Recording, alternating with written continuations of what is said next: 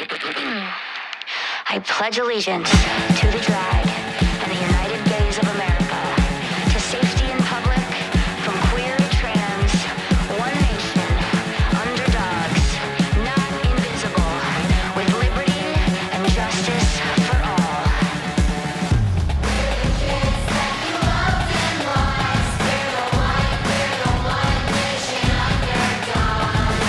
I deserve the right to love my life, to change my mind, to go outside, to stay alive, to be in public and survive. And I should get to feel like I'm a human, just as real as politicians, Christian women, straight white men, and all their friends. Oh, say can you Welcome, Wisconsin, There's more to yet another Thursday installment of the Maggie Dawn Show. mothers and fathers. We're the kids that you loved and lost. We're the one nation underdogs. We're the And if the overuse of percussion and bass and punk beats didn't give it away, that's right, Maggie's not here again, because it's Christmas time. She's on holiday. So who's here to step in? Who is this strange voice yelling at you from the void? It's me, her producer, Anya Esther. Hi. If it's your first time joining us on an episode where Maggie, despite her name being in the show, isn't here, let me give you the lowdown. I've got a topic that I'm going to try to stick to today that is banned books, specifically book bannings happening here in Wisconsin. And I want to hear from you, but we're also going to stray. We're going to go off on tangents. We're going to talk about the wide variety of topics that fall under the ideas of censorship, of free speech, of representation. Who gets to say what goes where and when and how and why? And with me, once again, Anya. I'd love to hear from you. If you're wondering, how can you do that? That's an excellent question. Good initiative on your part. You could call in, but again, I am usually the producer, not also the host, which means when there's two different people doing those two different roles, someone's there to like pick up the phones. I don't have that person. It's me, and I'm speaking to you right now. So of course I can't do that. So today of all days would be a fantastic day to utilize Civic Media's text line. You can do this by going to the App Store. If you're on iPhone or on the Google Play Store on Android, typing in Civic Media, downloading it, clicking text at the bottom, or texting us at the very same number that you give us a call at. And that number I definitely have memorized, and I'm not vamping because it's 844-967-2789. Again, 844-967-2789. And only the 5 people watching on the live stream know that I had to wait for that number to scroll across the bottom for me to remember it. Nobody on the radio will know because it's an audio-only medium. You know what isn't an audio-only medium is books. And I was producing Maggie's show on Monday when the topic of books came up, specifically the topic of book banning came up. And the problem with being a news producer, not that that's my title, but I produce information that is about the news. The problem is that I sometimes end up learning the news on air as I'm producing it, which is okay because I'm not the one teaching you about it. That's usually Maggie's job or Jim's or some other host. That's what makes today so special, right?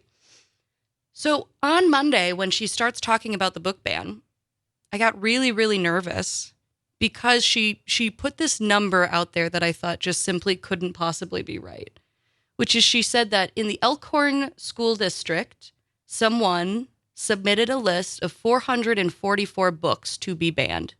444 books that they wanted banned is how I should phrase it, to be clear. And I thought, oh no, Maggie, is this dyslexia? Is this a typo? Was it meant to be 44 books or like 144? Because there's absolutely no way. I mean, who can you name 444 books? Start now. It's going to take a minute if you can.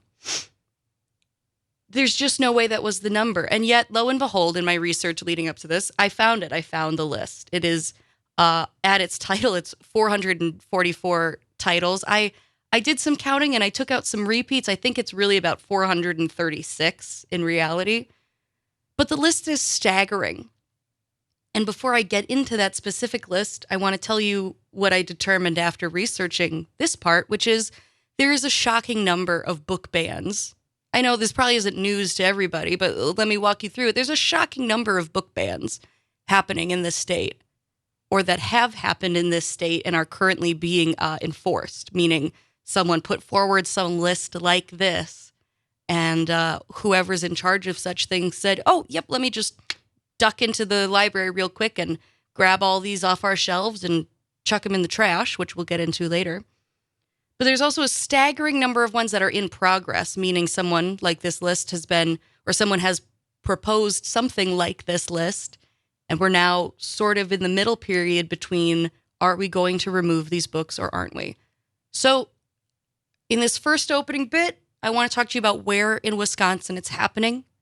When we come back after our first set of messages, I'm going to talk to you about what books they are, because it does not make sense. There is no singular standard being upheld.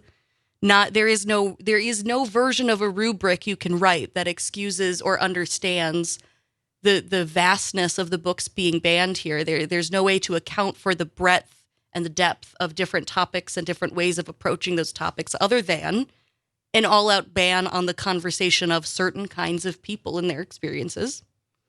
And in the last bit, so please do stick around, the second to last bit, I should say, the bottom of the hour, we're going to talk about one of the most important things, which is what you can do about this.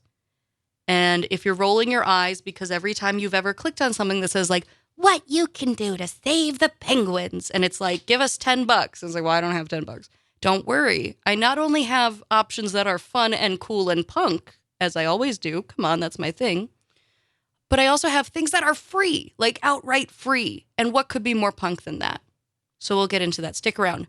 Note, I said that would be the second to last thing because I corrected myself, because the real most important thing, the real last thing we'll end with at the end of our show today is, of course, I'm going to uphold Maggie's new tradition of having the fantastic, the amazing, the indomitable Terry Barr on. And she, I believe, if I read her message right and committed it to memory, is going to tell us not one, but two stories that are local and overlooked. I guess kind of today is a very local and overlooked thing, because I'm going to get local. I got a lot of cities here. But then we're also going to talk overlooked, which is how can we contend with so many different book bans, so many books, so many places. We'll get into that. Don't worry. Take a seat. It's going to be fun. So let's answer some questions. Where are these things happening? Well, I've already told you that these things were happening in Elkhorn. But let me pull up the rest of my list instead of just sort of not having all the details in front of me. So throughout Wisconsin, and this following info comes from the Wausau Pilot and Review. Slight sidetrack. Wausau Pilot and Review is currently being sued. And because I don't know what I can say as a fellow journalist, I'm going to leave it at that. But you should check into that, because that situation is not cool, in my opinion. And I'm pretty sure all those words I'm allowed to say without getting anyone, including myself, in trouble. Now it's your turn. Go do some research. Anyways, this info comes from Wausau Pilot and Review about the number of towns, cities in Wisconsin that the ACLU is stepping in to subvert, to end, to stop these various ridiculous book bans. At the top of their list, they have Menominee Falls, who's banned 33 titles. We're going to get into what those are in a second. Like I said, the Elkhorn area, a list of 444 books. But additionally, in Waukesha, right here, WAUK, where I'm programming from, there's this public list that has had to be kept about the books being banned there. Now, at the time of reporting in this article, it says 8 books. I think it's down to 4. We're going to look in a second. As well as the Howard Suamico School District, who removed 32 books. And Howard, this school district, is the most interesting. Let me explain why. So there was a public records request filed to ask about, hey, what are the books you got rid of? When did you get rid of them? And why did you say you got rid of them? And this document provides some really, really interesting insight into how these decisions are being made. Because tucked into these very, very legal pages as I'm looking for the titles of these books, are sort of in theory, the things that have to happen for the book to be removed. Or sorry, I should say, it has it has denotions here of why the book was removed. That's what I meant to say. And what's interesting is that all of these books, it just says that they were removed because of publication date and low circulation, meaning no one was checking them out. And yet I don't see books here that I would expect to be maybe a little dust covered right now, like Get Acquainted with Your MacBook One, or something of that sort, or An Argument for the Earth being the center of the universe. These are outdated ideas that probably don't get checked out very much, except for laughter and fun, I would presume. And yet there are books here by the names of Tegrota, A Tale of Rwanda, What Can't Wait, Rainbow High, The Art of Racing in the Rain, Beloved. We'll talk about Beloved in the next section. I already said Almost Perfect, I believe. And just a number of other books whose topics are either about race or being queer, being gay, being lesbian, being transgender, these things. And additionally, a series of pieces of an amount of fiction here, nonfiction, that has gay characters in it or reference to gay characters. And again, some of these are some pretty recent titles. So if you really want to pull my leg and tell me that it's because of low circulation, it begs the question, well, did you have them out for checkout? Or when they got to your library and you didn't like what was in them, did you perhaps set them aside to a place where no one could check them out? We're going to talk a little bit more, if I can find my words, about where these things are happening right when we come back. I'm only going away for a minute, don't worry. When we do, we'll talk about where it's happening, what books it's happening to, and at the end, what you can do about it. The music you're hearing is One Nation Underdogs by Royal and the Serpent. See you in a minute.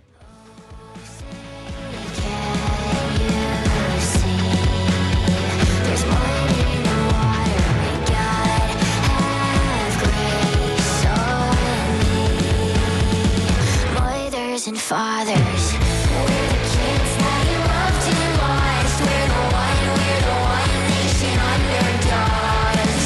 We're the dreams that you all.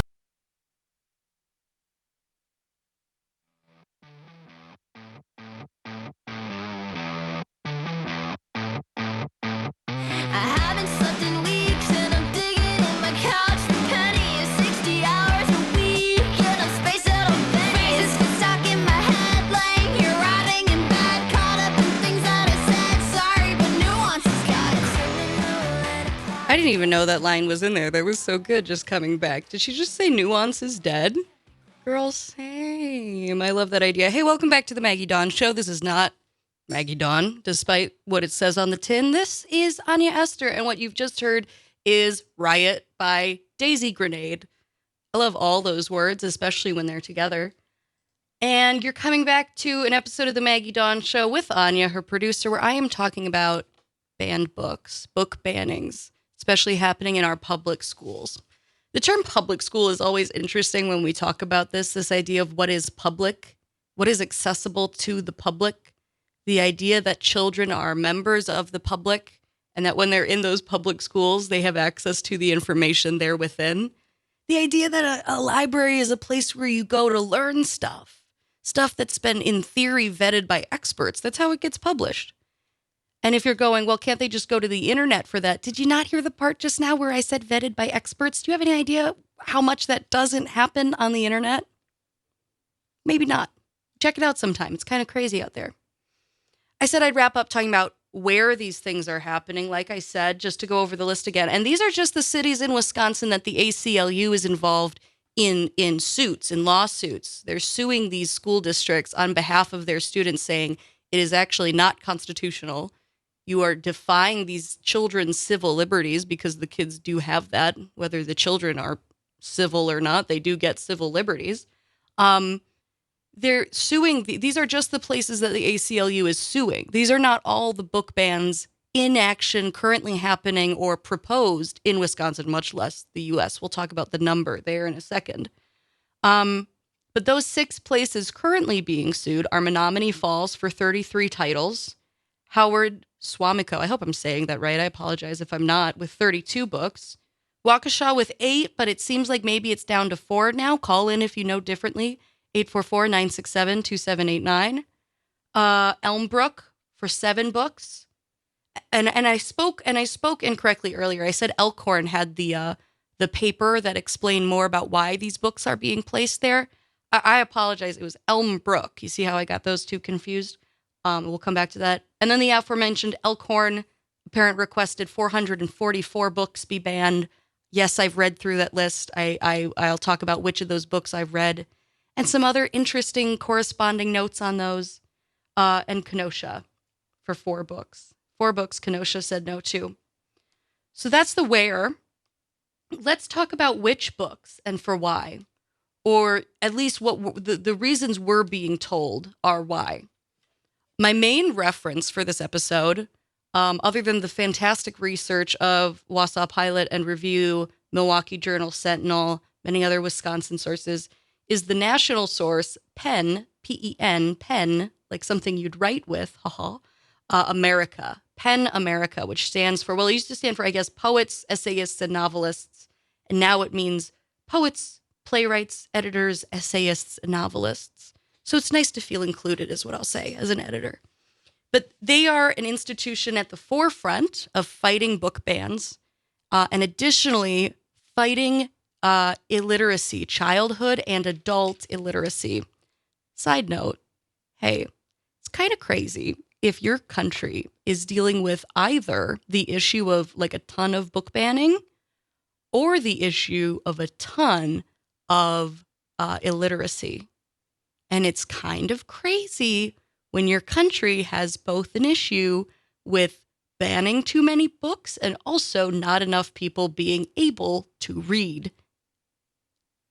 And I'll leave it there because if I go any further down that rabbit hole, I think my head might explode. I think it might just do that. So all of this is to say, right, that PEN America is fighting an incredible battle on 2 fronts. Get these books that are being censored for ridiculous reasons that have to do with hatred more than they have to do with anyone's safety, including children. And then they're also fighting on the other end, trying to teach people, adults, people in your midst, how to read, because it hasn't happened in our schools reliably enough. Briefly to talk about the 444 book list. Just looking at page 1, I am horrified by the titles that this person is asking to have removed from, as I discussed, from the school district. Just looking in alphabetical order, a book that I've read called A Child Called It. The title, I'm going to say it one more time for clarity. The book is called A Child Called It. It is a dark book. It is a book that deals with profound abuse of a child, but it is a nonfiction book. It is written by the now adult who was once the abused child. And I'll say this, I read it in middle school. It did probably give me nightmares a little bit, but it also gave me the language to discuss things that were happening in my life.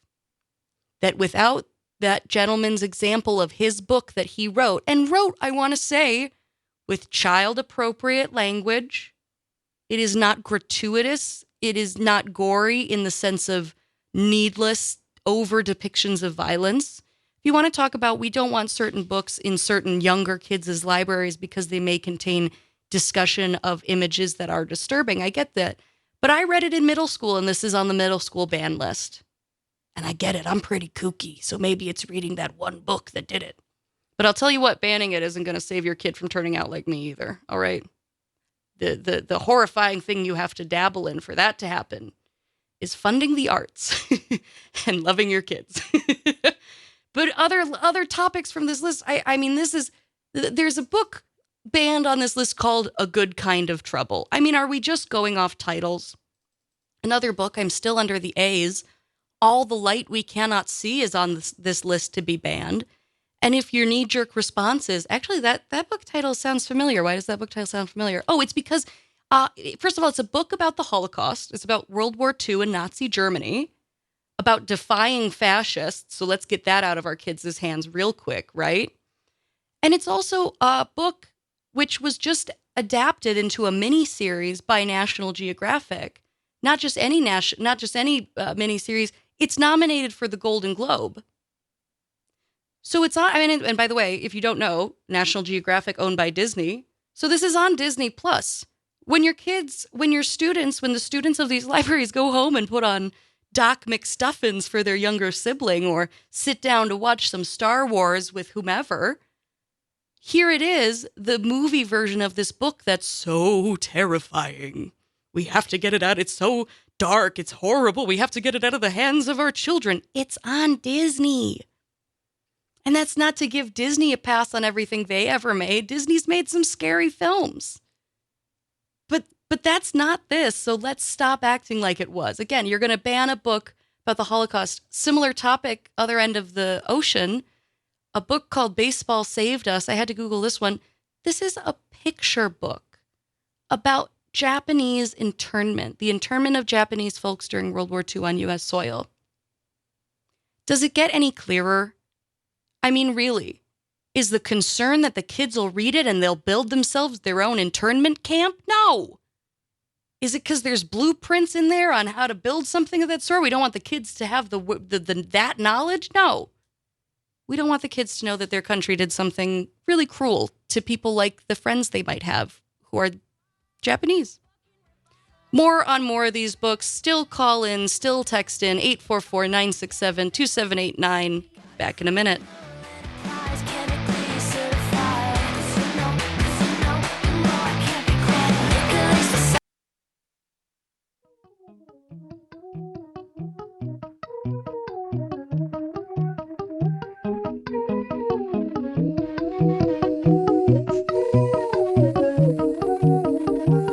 I'm a girl in a world, everything is made of metal. Iron Show full of pearls, and I'm pretty as a petal, but you're unaware. Got you preoccupied, right there. Really wanna see you terrified. Tripped out wire star. I hope you're not preoccupied. I'm a little preoccupied. Somebody just told me the stream's not working. I always appreciate, of course, being told. And if it's still not, continue to let me know. And if it's still not working, you wouldn't hear me right now, would you? So if you can hear me, you're always welcome to call in, text in, if for nothing else, for proof of life, proof of hearing me out there. That number, of course, is 844-967-2789. And that time, I really did do it from memory. If you're just joining us, yes, this is the Maggie Dawn Show. Don't change the dial. Don't update anything. You're correct that you should be hearing Maggie Dawn right now, and yet you're hearing me. And who am I? I'm Anya. I'm her producer. And when Maggie's out of town, I step in. And today I'm stepping in to talk about book bans, banning books, things across Wisconsin and across the nation. And we were discussing specifically, excuse me for that loud noise. We were discussing specifically PEN America, a group that is fighting both book bans and also fighting the somehow growing problem of illiteracy. I'm going to say it again. When you have both, I mean, it's like when you watch, if you've ever watched Kitchen Nightmares or a show with Gordon Ramsay, and he gets food from someone and it is somehow both still frozen and burnt, or raw in the middle and burnt. I guess frozen, it would be raw, wouldn't it? It's kind of like that when you have both illiteracy and you're trying to get rid of books. I mean, there's nowhere to pull from at that point, my friends. PEN America has the most up-to-date, most complete statistics regarding book bans. And as of their most complete set of facts, in the time starting July 1st of 2022, so July 1, 22, and ending June 31st of this year, 23, there were 3,362 instances of book bans in U.S. public schools and their libraries. 3,362 individual instances where someone tried or asked, really, demanded that one or more books be removed from a public school. The idea that there's that many new books in a year that we need to discuss is insane. And that's the thing, is these are not books coming out in 2023. We are somehow, in fact, rehashing books that have been around forever. This is from the list of 444 books that just some guy demanded Elkhorn get rid of. And I'm so absolutely confused by this edition. And it's what tells me, one of the texters, a texter of ours wrote in, the list is widely spread by the right-wing group Moms for Liberty, which doesn't surprise me. I've heard of such things happening. I can't confirm that, but texter, it makes sense that this one it comes from them as well. Because tell me why Anna Karenina is on this banned book list. And I get it. It's like, well, he cheats and there's infidelity. And I have so much news for you about what's in the Bible if you haven't checked that one out recently. But I mean, are we really combating, we're just tearing Russian literature away from middle schoolers and high schoolers? Do you know, even if I caught a kid reading Crime and Punishment because he thought there'd be good punishments in it, I'd be like, yeah, keep reading. They're in there. Go look. What are we doing? What are we doing? How are we so overemphasizing the power of books in a community that also does not seem to care about reading? At a certain point, it really is just the books that are interesting. But it's also not that, because let me just read to you the things that, I'm not surprised to see them. I can't sit there and laugh about, I can laugh about Anna Karenina because I can't imagine a middle schooler or a high schooler picking, that door stopper of a book. It's like, at that point, Les Miserables should be on here too, but it's also a brick of a book. Did we not read far enough in to get to the part where the prostitutes show up? Is that why it's not here? But let's talk about the ones that are here, and for the obvious reason they're here. Again, I'm starting just at the letter A. I can't hardly get through it without seeing a million examples of what I mean. A Tree Grows in Brooklyn, a tale about the triumphs of a young girl in the 20th century in Brooklyn. All the Light We Can't See. It's about Nazi Germany. Where is the next one that I wanted? As the Crow Flies, Before I Fall, Beloved, a powerful novel exploring the legacy of slavery, trauma, and motherhood. Blended, a middle grade novel exploring identity and race as a biracial girl navigates the challenges of blended family life. Blended meaning you got some step siblings or maybe some foster siblings, something like that in there. Born a Crime, Stories from a South African Childhood, the memoir of Trevor Noah. Daily Show host, or maybe now he's done by this point, former Daily Show host, and son of an interracial couple out of South Africa at the height of apartheid. All right, then you tell me how exactly you're going to teach apartheid in a way that is interesting to middle schoolers and high schoolers, if not by having a literal comedian write it. And I am sure Mr. Noah uses not the F word or the S word, words that we all learned from book learning, right, guys? Yeah, we all found the nefarious books at the back that had the swear words in it, and that's where we picked up our use of them? Yeah, right. Yeah, right. Because we know what the truth is. The truth is that the human stories, especially the human stories of the Mr. Noah, Trevor Noah's background comes from, their stories and experience with apartheid will not be told. How are you going to teach it then? The quiet part is we won't. That's why we're getting rid of it. Not only will we not teach it, we absolutely demand that the students, black, white, or otherwise, be unable to learn it themselves. And I'll say it again. Is there strong language in it? I would presume. I've seen his comedy. I also just know what comedy is, unlike, I guess, most people working on these book ban lists. I understand that there's probably flippant language in it.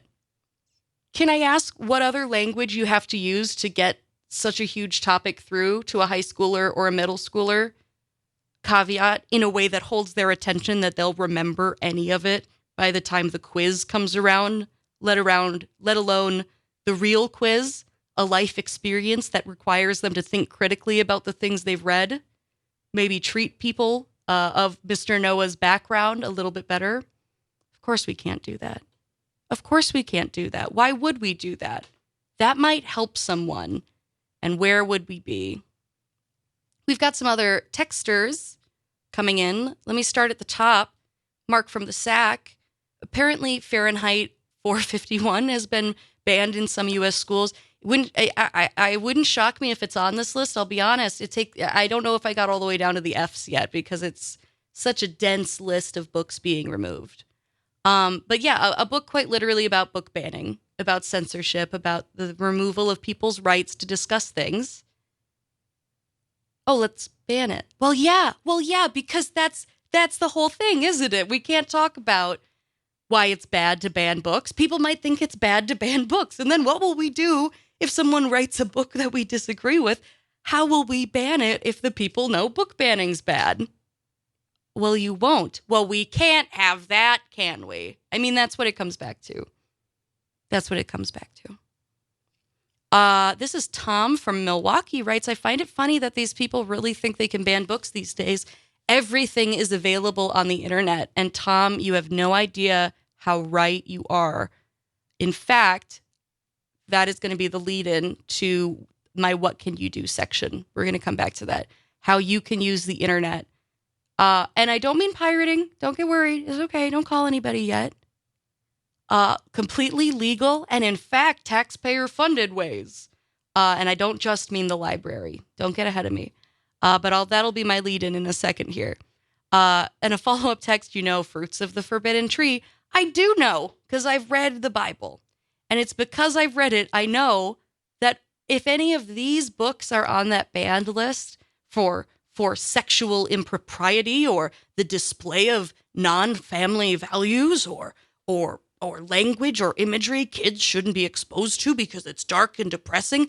Let me tell you, as a recovering Sunday school teacher, that the Bible, and I don't just mean my chunk at the beginning, I also mean the New Testament, the Quran, the Book of Mormon, all of these things, all of these holy books, all have some dark, gross stuff in them. The story, can we talk the story of Lot alone? It's a Bible story that I don't even know if I could talk about on air because of the things that happen in it.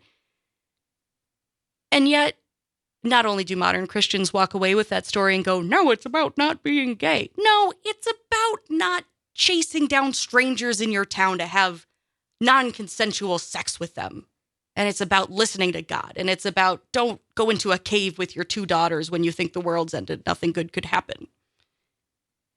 And yet without context, right, it's a very dark and disturbing book, the Bible.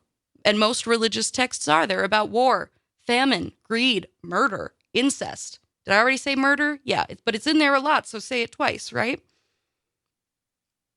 And yet books like number 25 on the list here, Burned, a novel addressing issues of faith, family, and abuse in the Mormon Church. You deny children who may be going through the very same things these authors went through the right to read things that were written on their behalf. You deny the authors not only the right, having written the book and put it out in such a way, the right for their work to be read by the people it was meant for their work to do the work that it was intended to do, which is to advocate for themselves and people like them, or to help ensure that similar things, such as abuse, don't happen again. On a fiscal level, you deny those authors the monetary value of the purchase of their books. And let's be real, when an author gets on these lists, you don't just see one of their books on this list. And that's how you know it's an ideological thing. I'll speak briefly about an author on this list, John Green, in a second.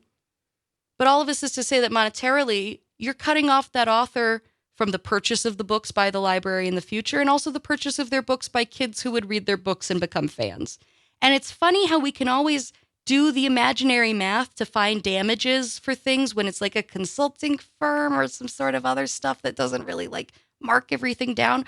But when we talk about this, the financial hardships that these proxy wars for the culture war are taking on authors, and again, the specific queer, Black, brown, disabled, or female, or some combination therein, authors, you start to see why certain people don't want folks like that making book money, making money off of the sale of their book, making change through the dissemination, through the giving out of their book or the sale of it, getting the story out there. It is all about want. And what they want, those who push these ridiculous lists forward, is to starve out any evidence, any documentation of people unlike the members of their community. And if there are people in that community who resemble the books that are being banned, in enough time, after enough months and years have passed since that book was last available in that area, attitudes will change. And the exact true want of the folks who push these lists will come forward. That true want being to remove the people that those books were about. But in theory, according to the laws of our land as they stand, we can't ban people. Not like that, not anymore. But we can ban the documentation of them. And after a while, what is the difference? We'll talk about it more in a minute. I'll see you then.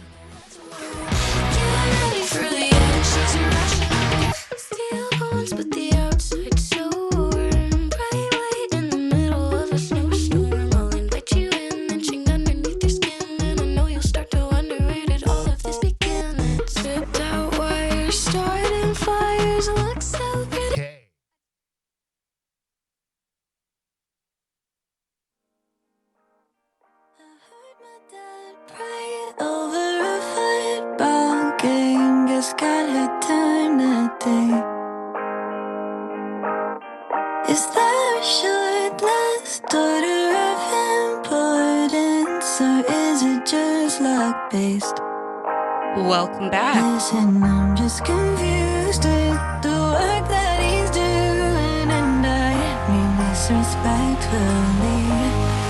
God is a bit of a freak. Why is he watching me getting railed on the couch, damn pure for a wedding? He's got messed up priorities. I just had to let that bit get through. That's God is a Freak by Peach PRC, the clean version. All good for you. No worries. People who have to worry about censorship. It's mostly me. I'm the one who has to worry about it. Who is me? Me is Anya, the producer of the Maggie Dawn Show, the show you're currently listening to. We're wrapping up our discussion of book bans. What can you do? I promised you I'd talk about it. I'm sure there's a lot of loose ends I didn't wrap up, but I have to do this one. Number one, if you don't already have a library card, you need to go get one.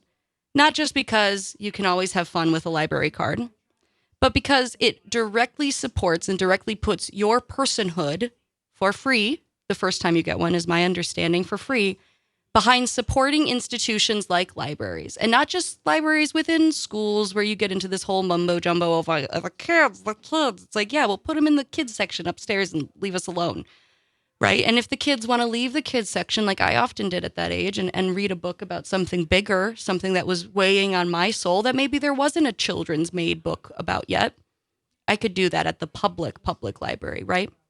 So the first thing you can do is go get a library card. And you know what? Even if you do have one, right? Let's find ways to be using it. Go in and check out a book and don't read it. But those numbers, right, now bring it back on time and don't hog it. Don't pick out something brand new.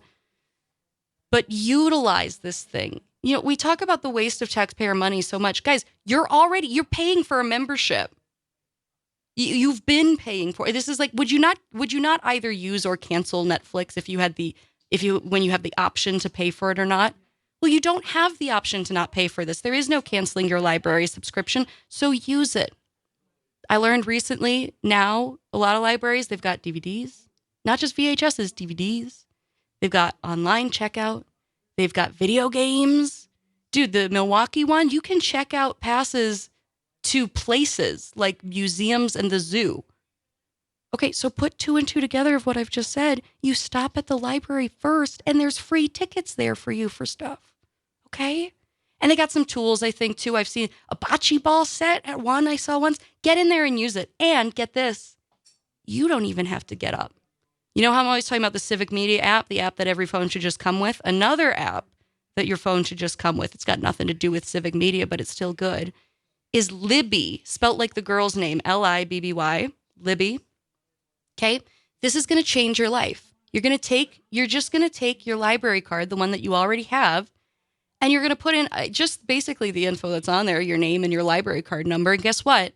You now have audiobooks, ebooks. In some instances, I've seen films and movies, or no, those are the same thing in a way. Movies and TV shows is what I wanted to say, on your phone from your library for free. Guys, that circumvents like 4 or 5 different subscription apps that you could pay $20, $30, $40, $50 a month for. It's already free. Your taxpayer dollars are already paying for it, so just use it. And on the specific topic of banned books, hey, get out there and buy some banned books. And once you buy them, either you can read them and pass them on. Come on, no one will really know if you thumb through it gently. Or just buy it, stuff them in some of those little lending libraries around. And if you're more rural, like how I grew up, I know that the situation becomes more difficult. And I don't necessarily have an answer for those rural things other than if you're rural and you can hear me, I ask you to think of the kids who can't hear me, who are also in rural places without access, whose libraries are the ones who these book bans have been successful for. Consider buying some of those books just to have them on hand, because having proximity to those kinds of things is just really important at a certain point. And what's also really important at a certain point is for me to stop talking and to let the brilliant, the lovely, the amazing Terry Barr speak on what is local and overlooked. Here she is. Hi, Terry. Hi there. Great to join you, and I'm just digging your conversation. Oh, thank you. I think we always looked at books as a way to kind of transport ourselves as kids to all these wonderful places that we hope to see someday. Mm-hmm. So thanks for that terrific discussion. I know you mentioned taxpayer dollars. Well, okay, this is how it also ties into the winter solstice, which is today. Oh, yes. It means different things, of course, to different people. It's considered the first day of winter, longest night of the year. But now, due to a growing homeless problem, tonight is also Homeless Persons Memorial Day, a time to remember those who have died. This is being taken very seriously in the La Crosse area, where officials say the city has been getting reports of more people in their 60s with chronic health conditions living on the streets there. 48 people died in La Crosse while homeless in just this past year. So just something to keep a mind on, and, check on your neighbors and check on those as we move into the winter time. Right. Another question for you. How about who has the most job openings right now? Well, education still tops the list. I know you've talked about being in education. But a new survey from the U.S. Bureau of Labor Statistics shows hospitality industry is still a very close and very large second. The numbers have not changed much in the last year, with most bars and restaurants still hanging those help wanted signs. You see those everywhere. Mm-hmm. Meantime, restaurant owners in Sun Prairie, Wauwatosa, and soon in Green Bay are going to be relying on robots to fill those open jobs. The owners of these restaurants say the robots actually will help deliver the food and clean up after a meal. It's not going to replace people. It's all run by GPS, so it can still only do just a little bit of what an actual waitress or hostess does. But the Wisconsin Restaurant Association president, Christine Hillner, doesn't sound like she's too thrilled about it. She calls these robots not a one-size-fits-all. I would have to agree. And overlooked. Very interesting, very weird time we live in. I find myself saying that constantly. This is a weird time for me and subsequently everyone else. Thank you so much, Terry. Really important stories. Hey, as the temperatures get colder, and I mean this in a very direct way, folks, please be looking out at the edges of where you're driving, the places you frequent for folks who are currently living outside in the elements. And I mean this quite genuinely. If you can take folks in at this time for a minute, for an hour, for an evening, it is the difference between life and death in these climes. Talking about these climes after this, we'll be raised in Wisco over here in WAUK land and Black Convergence elsewhere. I'm not sure where those two shows go differently, but here's where I'm going. Home in about an hour. Taking you to the break.